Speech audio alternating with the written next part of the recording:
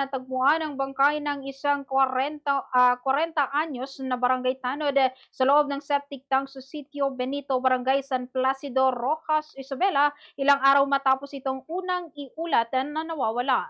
Ayon sa ilang residente, nakakita sila ng tila katawan ng tao sa isang bukirin noong Biyernes ng ikapito ng Agosto. Agad itong sinuri kasama ang mga tauhan ng Rojas Municipal Police Station at nakumpirmang bangkay ito ng nawawalang barangay tanod. Nakalagay umano sa loob ng konkretong septic tank ang biktima at nakapulupot sa kanyang katawan ang nylon rope. Natabunan din umano ng graba at buhangin ang naturang tangke. Samantala, kusang sumuko sa pulisya ang 45 anyos na caretaker ng bukid na kinilala sa alias na Mario at residente rin ng naturang barangay.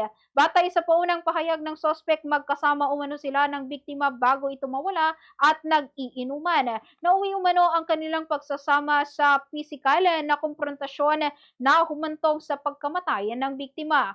Ayon naman sa pamilya ng biktima, nais nila na mapanagot ang taong nasa loob ng pagkamatay ng kanilang kaanak. Masakit umano para sa pamilya na bago sumuko ang sospek, nakausap pa nila ito at nagpahayag umano ng kahandaang tumulong sa paghahanap sa nawawalang tanod. Hindi umano nila inakala na ang taong nag-alok ng tulong sa paghahanap ay siya rin palang itinuturong sospek sa pagkamatay ng kanilang kaanak. Inihahanda na ang pagsasampa ng kasong murder laban sa sospek habang nagpapatuloy ang investigasyon ng pulisya para sa iba pang ebidensya at impormasyon na maaaring makatulong sa paglilinaw sa insidente. Umaasa naman ang pamilya na mabilis na uusad ang kaso upang mapanagot ang responsable at makamit ang hustisya para sa kanilang mahal sa buhay. Fast sa radyo!